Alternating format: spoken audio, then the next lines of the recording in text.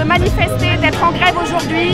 Parce qu'en fait, on nous a parlé, le gouvernement nous parle du jour d'après. Et en fait, le jour d'après, il n'y a que nous, mobilisés, syndiqués, qui pourront le faire en fait. Ce plan de relance, c'est un énième plan de distribution de milliards au grand patronat, d'aide alors qu'ils se sont déjà gavés de suppression de cotisations.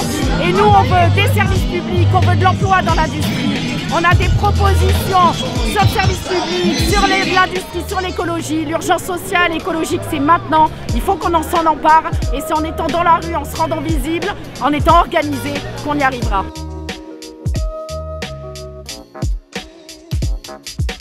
Le CHU de Grenoble est dans la rue aujourd'hui parce que nous attendions vraiment quelque chose de plus important pour la vie d'après. On n'a rien de significatif à se mettre sous la dent. Il reste toujours des fermetures de lits, on a toujours de plus en plus de mal à hospitaliser les patients et à les prendre en charge correctement. Pas plus tard que la semaine dernière, le week-end dernier, la direction générale a dû déclencher un plan blanc pour arriver à prendre en charge tous les patients qui étaient aux urgences. Il y avait 60 patients à hospitaliser mais pas de lit. On arrive au bout d'un système, il faut vraiment revoir le financement de l'hôpital public, mettre des moyens à la hauteur des besoins.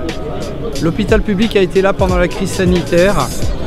On n'a pas compté nos heures, on a multiplié nos efforts, on s'est débrouillé, on s'est arrangé, on s'est déployé pour qu'à la fin on nous ponde des mesurettes et on n'a pas travaillé sur le fond des problèmes de l'hôpital public. Les nouvelles mesures gouvernementales nous le montrent, c'est plus de 100 milliards d'euros pour les entreprises.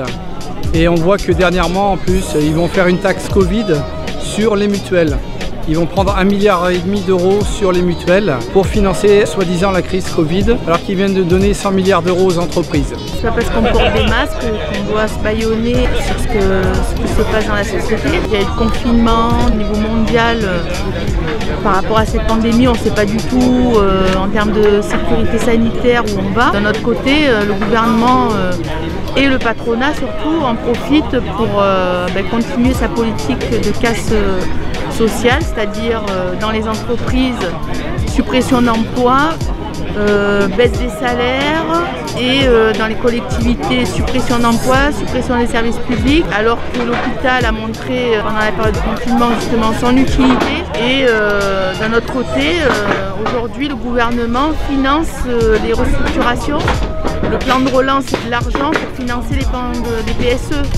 Donc oui, masqué mais pas bâillonné. Ce qui se passe aujourd'hui, c'est un scandale. Et on ne va pas rester chez nous à rien dire et à ne rien faire. Mobilisation de rentrée sociale avec quand même pas mal de camarades et d'entreprises qui étaient mobilisés pour pouvoir contester aujourd'hui ce qui se passe, c'est-à-dire la stratégie du gouvernement et du patronat qui est de rester comme on était avant. En fait, rien n'a changé malgré l'état d'urgence qui a été mis en œuvre et malgré le confinement qui est pourtant mis en avant, qu'il y avait des entreprises et des services qui étaient considérés comme essentiels. Donc, tous ces gens-là, à un moment donné, on les a applaudis et pour autant, malgré les Ségur de la santé, on est bien loin de ce qu'on attend pour pouvoir faire fonctionner nos hôpitaux, pour pouvoir faire fonctionner l'ensemble de nos services publics. Donc on revendique plus de moyens techniques, mais également plus de personnel, puisqu'on estime à la CGT et bien d'autres plus de 300 000 emplois qui sont nécessaires aujourd'hui dans la santé et le médico-social. Donc voilà, ça c'est la priorité, ça devrait être la priorité du plan de relance et du Ségur de la santé, et ça l'est pas malheureusement.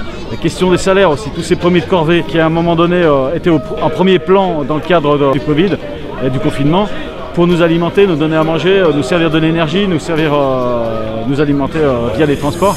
Donc tous ces gens-là, ce sont ceux qui ont les plus faibles salaires, et notamment les femmes, particulièrement les femmes d'ailleurs. Et c'est bien pour ça qu'il nous faut aussi revaloriser les salaires. C'était les questions d'emploi, c'est les questions de retraite et également la question des embauches passives. Et ça, le plan de relance, il n'y suffit pas puisque le plan de relance, il est axé essentiellement sur des cadeaux aux entreprises, qu'on se le dise. En plus, il est sur 2 ans, 30 milliards sur le budget des 100 milliards qui sont alloués par l'Europe. Or, il n'y a rien qui est voté là-dessus, donc c'est une vaste fumisterie. Et ce qui reste seront des cadeaux au patronat, et notamment les grandes entreprises et multinationales qui sont en capacité de répondre aux appels d'offres, mais sans contrôle et contrepartie. Alors aujourd'hui, on était dans la rue avec le nombre qu'on était, mais voilà, on trouvait que c'était important de se retrouver déjà pour la rentrée, parce que là, tout ce qui est annoncé par le gouvernement, le plan de relance et les milliards qui vont être donnés, on se rend compte que ça va encore aller dans les poches des mêmes, ceux qui s'enrichissent déjà sur le dos des salariés, sur le travail des salariés. Ça va encore être de l'argent qui va aller dans leurs poches, qui vont planquer dans les paradis fiscaux.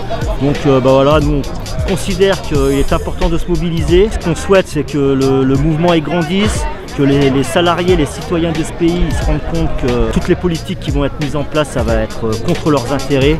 Et on les appelle vraiment à rejoindre le mouvement parce que aujourd'hui, tous les témoignages qu'on reçoit sur les fermetures d'entreprises, on voit qu'il va y avoir une catastrophe. Après la catastrophe sanitaire, il va y avoir la catastrophe économique, la catastrophe sur le plan de l'emploi.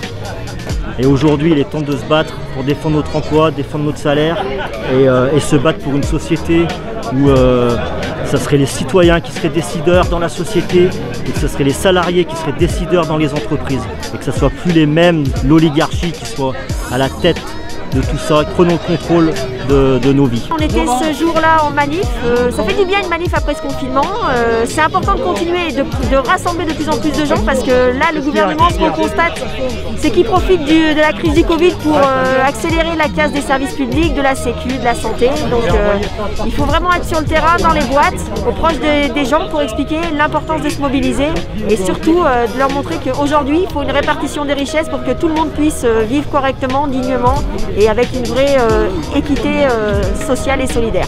Tout cela ne présage rien de bon si nous ne résistons pas. Il s'agit de se battre pour un avenir commun contre ce modèle de société néolibérale. Il s'agit de se dresser contre le passage à une démocratie autoritaire, au discours nauséabond, asphyxiant, qui cherche à nous diviser.